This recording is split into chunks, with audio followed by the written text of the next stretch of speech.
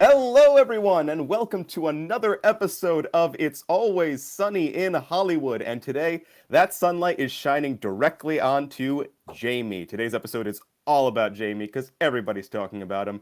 But before we get to Jamie, let us introduce ourselves. My name is Patrick, and joining me, I am Red. And I'm Lugia, but nobody's talking about us. yeah, everybody's talking about Jamie, a musical. Yeah, But before we talk about that musical, let's talk about another musical. Dear Evan Hansen. I guess you guys I, already know my opinion on Dear Evan Hansen. I hate it. I have no opinion. I haven't I've seen it. Yeah, I have no opinion either. I've heard some of the songs, but I don't know, never caught my attention. But we have some news I frankly was not expecting. The Broadway production is closing this fall. And this is Hallelujah. this is interesting because this comes just a few weeks after it was announced the West End version was also closing. So they're just So, Because straight Dear up Evan done with Hansen. Dear Evan Hansen? I Because Dear looked Evan Hansen fever is ending. I looked into it and there's a few reasons as to why. At the very least, there's a few speculated reasons. One is that ticket sales have been waning since the show reopened. When And did it reopen? it reopened the Broadway production reopened December last year. I think it was one of the last shows to reopen. Okay, so I guess it was trying to because it reopened because of like COVID or reopened COVID, because of the movie. because of Okay. COVID.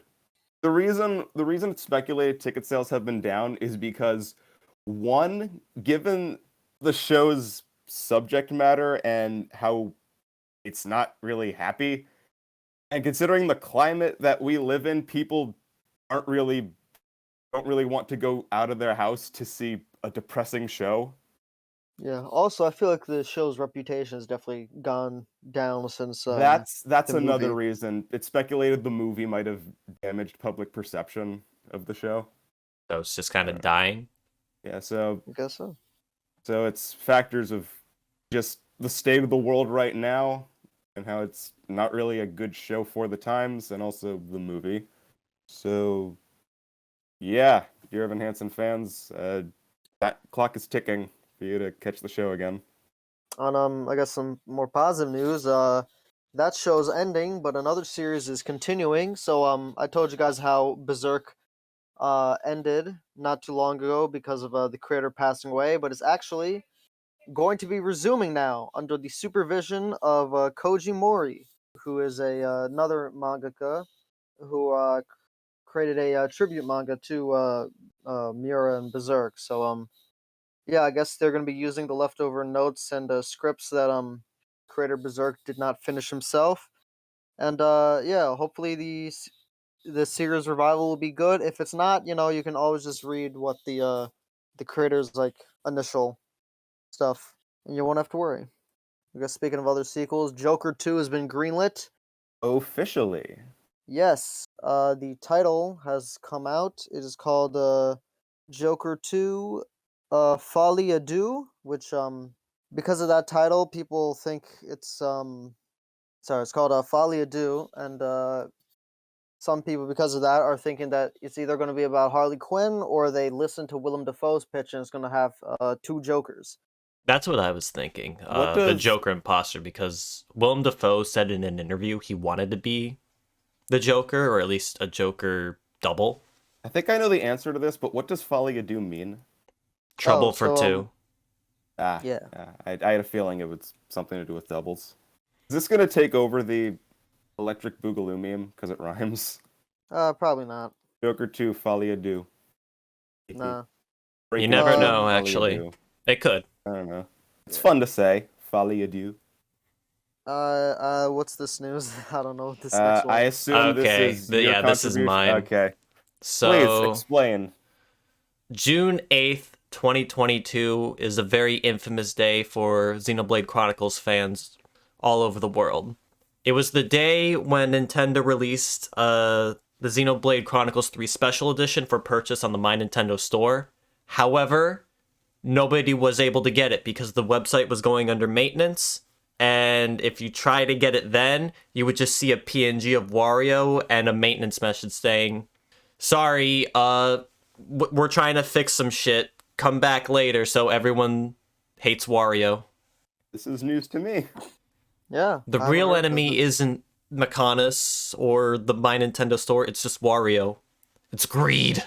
Did you try to purchase the special edition? No, I already pre-ordered the base game. I'm not going farther.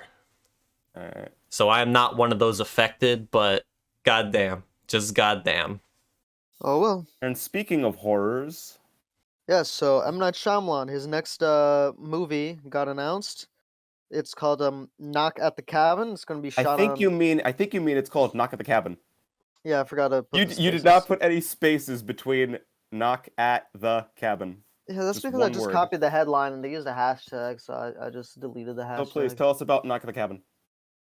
Yeah, so anyway, Knock at the Cabin will be it is a thriller, and apparently it's going to be going for a vintage look since it's going to be shot on 35 millimeter film and use old lenses. So I guess they're gunning for a 90s sort of thriller look. So yeah, that could be interesting. I'm not I'm down for Shyamalan making that. a 90s Yeah. thriller.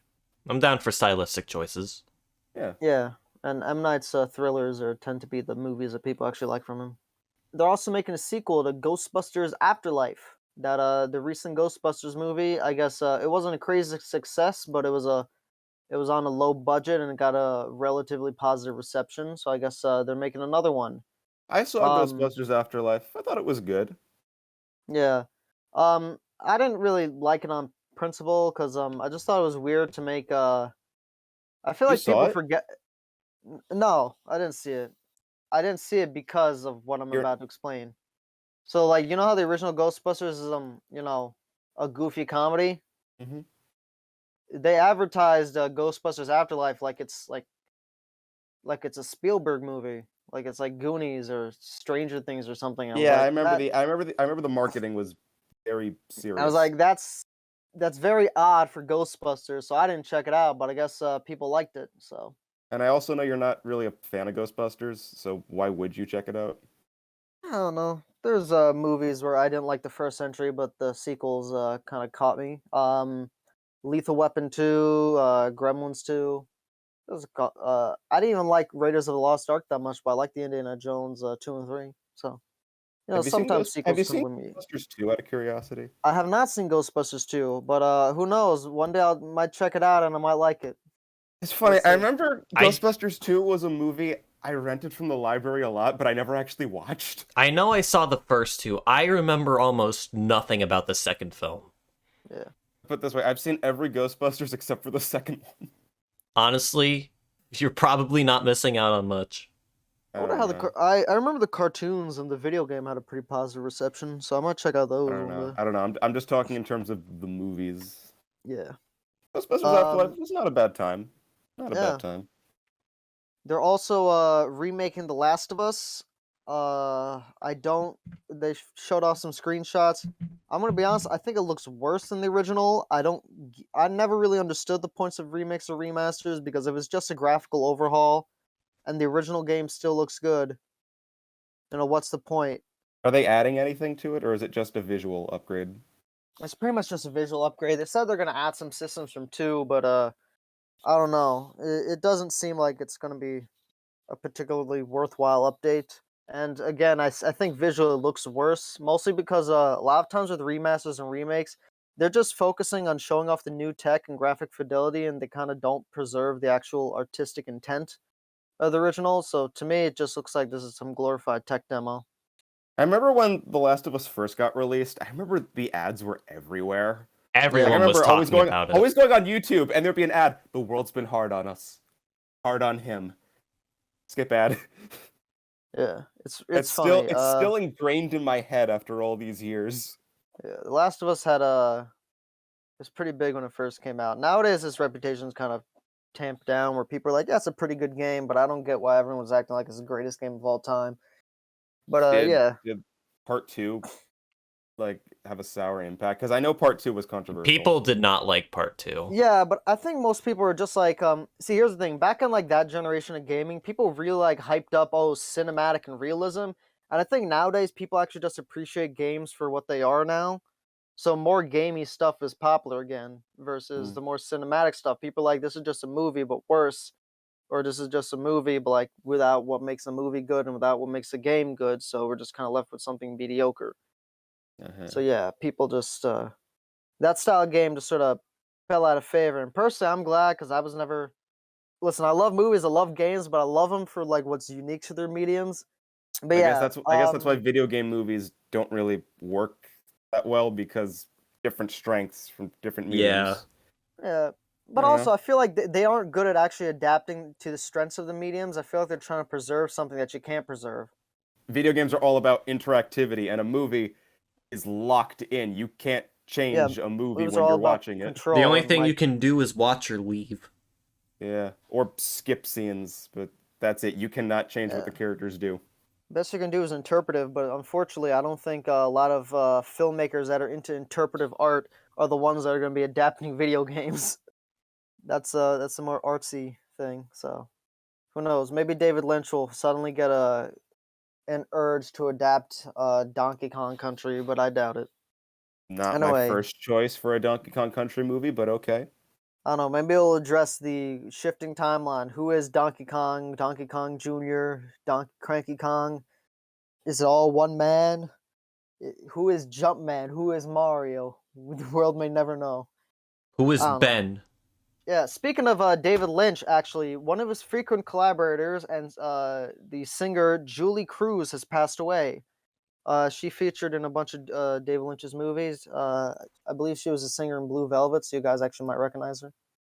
But yeah, rest in peace, Julie Cruz. And since we're talking about video games, the Cuphead DLC is finally coming out. They finally announced it. It's going to be costing only $8, so that's pretty cool. You guys fans of Cuphead? I have not played the game. Nor have I. It looks fantastic, but I Have you got? It's a very good game. Have you guys seen the Netflix show? no. No. All right. Now let's talk about what everybody's talking about, being Jamie. So, everybody's talking about Jamie is based on the musical of the same name, which in turn was based on the 2011 BBC documentary Jamie, Drag Queen at 16, which is about Jamie Campbell, a drag queen who must overcome his school and teachers to attend his prom as a drag queen. Oh, so Something- wait, this is based on a true story. Yeah. Yeah, they tell you at the beginning. Yeah, but I thought that was like I don't know Fargo or whatever, where it was like like it's What? based on a true story, but it's not actually based on. Okay, never mind. No, this is based on a true story. All It right. literally says at the beginning, this story really happened. Then we added singing and dancing. Yeah, no. What I'm saying is like so there's a lot of movies that say based on a true story, but it wasn't actually. My go-to example is Fargo or a lot of horror movies. So like I was just like, oh okay, so like it was maybe like loosely based on something, but like it probably not much of this was actually true. But then I was like, oh shit, this is actually like this actually was based on a true story. The movie wasn't lying to me. It's like okay, cool. Yeah, they even show some, I think it was footage from the documentary in the credit sequence. Yeah. I didn't Yeah, skip through the credit sequence. Okay. I actually watched the documentary after the movie just to see how it fares because I have not seen the stage play. I've not seen like Yeah. a bootleg or anything. We don't live in the UK, so I can't, and the show's not in America. So I do not have a frame of reference for how this is as an adaptation, but I was curious how this fared compared to the real life event. In real life, Jamie's drag name was not Me. It was Fifi Latrue. And everything else is, again, it's minor. Like, a lot of the characters were switched around. They're based on real people, but they're not one-to-one the same. Like, he didn't know anybody named Ray, Pretty, or Hugo. They were different people. But other than that, it's fairly accurate. Again, the only other major difference is no singing and dancing. Okay, there is singing and dancing, but there's no spontaneous musical numbers. But what's interesting about the documentary is that you may think that some network heard about Jamie's story and decided, hey, let's make that the subject of a documentary. No. It was actually Jamie who reached out to the BBC and asked the network to document his story because he felt he would be much safer prepping with a crew around so nobody could interfere with him. Yeah, Kind of neat. smart neat. move. Yeah. Yeah. So that's that when it comes to the documentary. When it comes to the musical, that premiered at the Crucible Theatre in Sheffield in early 2017 before transferring to West End later that year. And I believe the show recently made its American debut in Los Angeles this past January. Cool. Finally made it to the US. Not on Broadway, but it's still cool. But when it comes to the movie, it was directed by Jonathan Butterell in his feature-length debut, and he also directed the original stage production. So, I mean, who better than him to bring Jamie to film, right? Well, actually, here's the thing, though. I thought this one turned out well, but I've noticed a lot of examples in the past of directors who directed the play, directed the movie, and they're not turning out super well. Like the producer's musical. A lot of people criticize how it didn't really use the strengths of film and just felt like a glorified stage recording.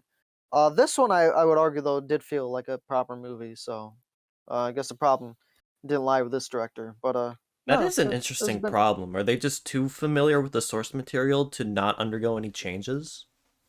I guess. I guess because like Well, again, because like film and stages, they're completely different mediums and they have like again, like different with video needs. games and movies, Yeah. theater is its Yeah. own medium, so it has different strengths and weaknesses compared to Yeah, so the person movies. didn't like film it like an actual movie for the producer's movie. They just filmed it like a play, and it was kind of like a neat novelty. But people are like this doesn't like work as well because like ultimately you kind of just want to see a stage recording at that point. But I remember in high school we read Death of a Salesman and watched a film version of it, but the filmed version was set up like a play. Like the set wasn't a full set. You could see where like it cuts off and it looked odd. well, that might have just been a stage recording. But yeah. No, it wasn't because it was edited like a movie. Oh, It okay. was very much a movie. I think it had Dustin Hoffman in it. It was Huh. a movie. Except I It guess because presented would start. itself like a play. Yeah, That's weird. I couldn't tell you whether it was good or not. I wasn't really paying attention. Well, who knows? Maybe one of these days we'll watch it. Maybe, Maybe. but that's not on my docket. But anyway, yes, Jonathan Butterell directed it, his film debut. It was also the film debut of Max Harwood and Laura Patel, who played Jamie and Priti respectively. And Max was chosen to play Jamie out of 3,500 actors that auditioned. And what I found kind of cute is that when he found out that he had gotten the role, the way he told his friends is Max is a natural brunette. He had to dye his hair blonde for Jamie. But when he found out he got the role, what he did was he gathered a bunch of his friends, he had them get in a circle, and he threw a box of blonde hair dye in the middle, and he had them connect the dots. I thought that was kind of cute. During filming, Max met with the real-life Jamie to get more insight on how he should portray the role. This is interesting because this tactic isn't really done when making biopics, because usually you just go off of what information is available to the public. But no, he met with the real-life Jamie and asked him things, how he should portray himself. That's neat. And several of the songs from the stage production were cut, and one new one was added, being This Was Me, the song that Hugo sings in the drag shop. So Everybody's Talking About Jamie was set to be released in theaters in late 2020 by Disney through 20th Century Studios, but due to the COVID-19 pandemic, it was shuffled around the release schedule until the rights were sold to Amazon Prime, where it released on the service in September 2021. So before we actually get into the movie, I want to ask, have you guys ever heard of this musical before? I I am not. maybe I heard it once before, but that's about it. Do you remember what context you might have No. heard it through? I first heard about this show during lockdown back in 2020. I remember during that time, I discovered a bunch of musicals I'd never heard of. This was one of them, but I didn't really devote much time to learning what it was about. I just heard a few of the songs, I read a plot synopsis, and that was it. But I was intrigued by what I was hearing about, so I jumped into this completely blind, other than a few songs. So I guess we should finally jump in and see why everybody's talking about Jamie, right? Yeah? The plot of Everybody's Talking About Jamie is pretty simple. Jamie Campbell is a young boy in Sheffield, England, who dreams of being a drag queen, but his teachers and students all tell him he should get real and think of a real career. But he decides to prove himself and everybody wrong by attending his school prom as a drag queen. And he must overcome all the obstacles that come with that. He tries to get his friends and his mother to help prep him, as well as getting help from a former drag queen. And from there, musical. So, who wants to start? Why don't you, Lugia? Me? All right. Yeah, go for it. Well, this was one of the few musicals movies that we have seen, and I gotta say, I was pretty impressed with this one. A lot of the musical numbers I found really good. One of my favorites is what's it called? Over the Wall, where he's Oh, talking yeah. about his father. Yeah. I like that one. This Was Me is also another one of my favorites, mainly because of how it presents itself as Jamie and Hugo are basically watching as Hugo explains his memories as a drag queen. I thought that was beautifully Yeah, handled. that was a highlight for me. I love the vintage look, how it looks like it was filmed. Yeah. That was Yeah, great. visually, this movie was very good, especially with those the music sequences. I'd Mhm. definitely say the visuals were the highlight for me. Some strong performances in there. You got a Richard E. Grant. He played Hugo. Hugo, the drag queen. Like I was trying to explain his role in the movie. Yeah, he Yeah, played yeah. Hugo. I thought his Also known as performance was Loco great. Chanel. Yeah, he was probably my favorite performance in the movie. It's interesting because he plays a lot of them. This guy's good range, Richard E. Grant. He played you guys remember he played that like evil general in like The Rise of Skywalker when we saw that. And he also plays like other roles I too. barely Vaguely. remember what happens in that movie. Yeah, same here. All I I'm know is perfectly that honest. somehow Palpatine returned. Well, yeah. Listen, he's played a lot of roles throughout his career. I've seen him in like a bunch of things throughout, and it was like, yeah, this is a very different role for him, but he killed it personally. Overall, yeah, I just thought this movie was like cute. It didn't like blow me away or anything, but it was well made, and it It's did what it needed to do. it's a difficult movie to dislike because it has a good heart to it. Yeah. Yeah, like it felt like really corny, but it was so unabashedly corny. It worked. Like it was sincere with its corniness versus like there wasn't like like anything ironic about it, and I think that's why like it works so well. What I appreciate about this movie is that it's not a coming out story. Okay, it kind of is, but not like a traditional coming out story because everybody knows that he's gay. And I think that's pretty refreshing. I enjoyed Love Like Simon, but I appreciate this for yeah, everybody knows he's gay. He's just trying to prove that he can have a career as a drag queen. yeah. Yeah, like that was an interesting twist because like the rest of the movie is pretty like it's pretty familiar. You got like the parent issues, you got the administration pushing back against you. You got one thing I didn't like was like when the mom revealed and Jamie got like really upset. I was like, I feel like yeah, there'd be a bit more consideration, but whatever. It's I a don't know. trope. I don't know. That leads into It that leads happens a into the lot. Mother's song, and I like that song, so I'm cool That with one it. was good too. Yeah. Yeah. The music was good. I like the music. Yeah. It very much fits with the Yeah, whole drag theme. It sounds like music that you'd hear at a drag show. It has that funk to it. maybe I've never been to a drag show, but I've I seen have. documentaries and footage. What was it like? It was cool. Um, It was fun. yeah, It was it's colorful. It's interesting. yeah, the drag show was set up by my school's LGBT club. A couple of my friends Oh, your school had a drag club? it had a drag show. We have Oh, drag show. yeah. That's cool. She basically got a bunch of like actual drag queens and stuff. It was a neat experience. So yeah, a couple of my friends set it up, and I also was there doing photographs for the newspaper, and yeah, fun experience overall. Another thing I was not expecting about this movie, I was not expecting the mentorship angle. Again, I went to this movie knowing nothing. I didn't know Hugo or anybody, but when Hugo showed up, Hugo is my favorite character. Every time he was on screen, he was just a delight. Yeah, But it's refreshing that again, it's like how this isn't really a coming out story. I found it was refreshing that with the mentorship thing, it's not a case of the old reluctant mentor training the young apprentice. Like Hugo isn't Luke in Last Jedi or Big Z in Surf's Up. He's actually very excited to help Jamie when he hears about it. He's like, maybe I could fit you into my schedule. Yeah, I'll do it. Yeah, I guess I'd say like the best way to describe this movie is like it's a very generic like structure, setup, and premise, but like I guess the subject matter and I guess just the general attitude is very atypical, so it still feels fresh even though it's a very familiar story. Yeah, it's simplistic and straightforward, but it's very likable. It's unique and not unique at the same time. Yeah.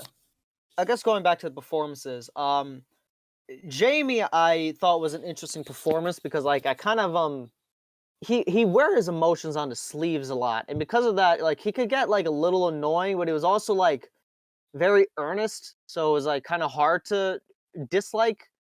I mean, this is a character who's already seen as an outcast by most of his peers anyway. Yeah. So of course he'd be a lot more emotional than anybody else in the film. Yeah, I liked Prithvi or Lauren's character. Yeah. She kind of had the she was sort of a nice balancing act with Jamie because she was a more introverted character. I'm gonna be honest, I thought there would be a lot more conflict between Jamie and Pretty as friends, but instead the main conflict comes from Jamie and his family. Yeah. Because we've seen many times how Jamie puts his desires first before Pretty's, and I felt like that would lead to a falling out, but it doesn't. I don't know. There's a brief moment where they kind of fight, but that was just brief. Jamie's voiceover reminded me of this one like British comedian, and I couldn't get that out of my head. I was just like in my head, just like quotes from that comedian just always popped up because Jamie's voice just sounds exactly like his, even though they're like. What's the comedian? God, I can't remember his name, but it was like an IT crowd. I remember this like one bit where it's like, "Oh, they call me the Midnight Bob, the Mighty Boosh or whatever that show was." I think Noel Fielding. That's who I'm thinking of. Yeah, I think I'm thinking of Noel Fielding. Yeah, he was in some stuff you might recognize him from, but I mostly remember him from the IT crowd. But I don't know. He was in Lego Movie 2. He played Balthazar. Remember that character? I don't, but I haven't seen the Lego Movie 2. I don't remember. I don't remember Balthazar. I don't remember. I remember so little about the Lego Movie 2. I remember the Lego Movie 2. I just haven't watched it since I first saw it. Like I remember the general plot, and I remember Chris Pratt having like an evil Chris Pratt character, and it's like Emmett from the future or whatever. I remember the third act just spiraled into insanity. Yeah, like I remember like the evil Emmett, like it was very clearly just meant to be a parody of all of Chris Pratt's characters because he was like Star-Lord. He also but had they also tossed in the Velociraptors. Raptors. Yeah. I Yeah. was like, okay, so that's just Chris Pratt. Rex Dangervest. I do remember his name. But that's about it. Anyway, back onto Jamie. The parents, pretty good acting there. With the Sarah Lancashire played Margaret New. I guarantee you, if they did this movie with an American cast, Meryl Streep would be the mother. Probably, yeah. I guarantee you. I know. What was I gonna say? The teacher, Miss Hedge. yeah. She was a weird character because I feel like initially, like it kind of set it up as like she was gonna be supportive to Jamie, but then like every time she had the opportunity to, she wasn't. I was like, oh, okay. So like, is like I just felt there was like a little dissonance there, and I was like, oh, interesting. And I wonder if that dissonance was like intentional because like you expect the teacher to be supportive, but she's not. Well, the twist in her character is fairly early on anyway. Yeah, it is, but I kept expecting there to be like some sort of turn just because they kept like framing and she kept like acting in a way where I was thinking like, is she? But then she was just kind of a dick the whole time. I was like, I'd argue she's a realist because she's everything she says that could seem discouraging, you do kind of understand where she's coming from. I mean, I don't agree with a lot of it, but I can understand her point of view. But she's trying to be real because she tells her students early on, I want to tell you, you all can achieve your dreams, but the truth is that I'd be lying if I said that. Let's be real. We're not all going to achieve our dreams. I don't know. You ever seen Monsters University? You can try and try, but sometimes it won't. This just got depressing. I'm sorry. Oh no, Monsters University. I thought that was a very like affirming ending because despite the fact they didn't graduate, they still succeeded. Like I don't Hmm. know, they kind of didn't graduate, but they ended up taking a longer route, but they still got there. So I don't know. I didn't think Monsters University was a depressing ending, but yeah, No, whatever. I'm not talking Monsters University being depressing. I just mean, never mind. Yeah, Never mind. I got the thought, but So that doesn't mean you shouldn't try. Please try, children. Try. in a Actually, way, speaking of Miss Hedge, another standout moment to me was the work of art sequence where everybody except Jamie is in black and white. Yeah. yeah, That was pretty cool. And it also flashes. That one felt the most like a music video to me. That was a highlight. That was definitely one of the more artsy songs. Yeah. I also like during the wall song. I like how it starts out with current Jamie looking through a window at his past self, and it ends with past Jamie looking through the window at his Yeah. current self. That was cool. yeah, a lot of neat visual details there.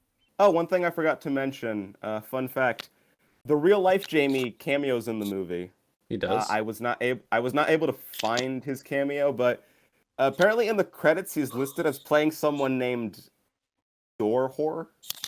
This is not including the documentary footage in the credits, correct? No, Okay. this is actually within The the movie listed credits. itself. Okay. Yeah. Apparently he played a Cool. character called Dorhor. I'm going to assume it was during the drag show. Yeah, Probably. I don't know. That sounds like I don't know. Was there a drag queen that held open the door for Jamie at one point? maybe. I don't know. When I watch this movie again, I'll be on the lookout. Anything else we want to say? No, I think I've Uh, said pretty much all I wanted to say. yeah. How about you? So, um, not really. Yeah, All right. solid I guess movie. just 8 out of yeah, 10. solid. I don't know, like 6 out of 10. I enjoyed it, but it didn't blow me away. Didn't blow me away either, but I still really liked it. Yeah, This is a movie you could probably come back to every now and then. Yeah. yeah. I probably won't, but I liked it for what it was. Anything to remind you of that you'd recommend to other people? Yes, I got a few things actually. One is obviously the documentary Jamie Drag Queen at 16, because that's what this is based on. Yeah. Also, Paris is Burning, the documentary Paris is Burning, which I watched this past semester for one of my classes. I had to write 10-page paper on it. Dear God, that was not fun. But I did like the documentary. Looks into drag and everything. You guys ever seen it? No. No, I have not. Oh, it's a very famous documentary. I recommend it. Also, this movie, I was kind of reminded of Hairspray at a few points. Makes sense. I mean, I would recommend some of John Waters' other works because he actually like worked with drag queens in a lot of his movies. Hairspray. So, yeah. One more movie that came to my mind was The Prom, which is another movie based on a musical with a very similar premise. It's about two girls who want to attend prom together as a couple, but Huh. the obstacles that overcome it. I've heard mixed things about it, but it sounds interesting. That's a movie on my list at some point, but I won't get to that one for a while. Not to be confused with F the Prom, which is a No, completely different thing entirely. this is just The Prom. And of lower Yeah. quality. All right. I don't know. Those are the four things that came to my mind. What about Okay. you guys? Besides John Waters movies, I don't know. I guess we could always just watch But I'm a Cheerleader. It's got, I guess some Similar loose parallels. themes-ish. Yeah, loose parallels. Yeah, that's all I got. I couldn't think of much. Yeah, I got Yep. nothing. I All right, would say so Anna and the Apocalypse, but the only thing that movie has in common with this one is that they're musicals. That's And it. they're set in the British. UK. Yeah. UK British. musicals. I have not seen Rocky Horror, but I understand it's got like something to do with drag, so I don't know, maybe that. I have not seen it though. It's not an endorsement of that. I have not seen it. So yeah, everybody's talking about Jamie. Not bad. Not bad at all. Yeah, solid enough So, time. so we finally found out what all the hubbub was about. So now that my curiosity has been fulfilled, I pass it on to you, Red. What do you got? Yes. So, This movie has been on my list for a while now. It is an absolute classic, probably my favorite Western of all time. And I also think it's interesting. We're basically going from a very feminine musical to a masculine movie that's incredibly quiet. We're going to be talking about The Good, the Bad, and the Ugly by director Sergio Leone. Oh. I actually get to see this Ah. movie for once now. Nice. Yes, it is I my started favorite. watching this movie years ago, but I never finished it. Yeah, it is my favorite Sergio Leone movie. Probably his most famous one too. And yeah, I think it's a great time. It's been one of my favorites ever since I was a little kid. So yeah, it'll be fun to revisit it. This has been It's Always Sunny in Hollywood. Happy Pride Month. Yes, happy Pride Month. Yeah, we forgot to mention how relevant the Yeah, it's topic currently was. June. Yeah. Okay. That's why I chose this movie, because Yeah, makes I sense. know. All right, happy Pride Month. Bye. Goodbye.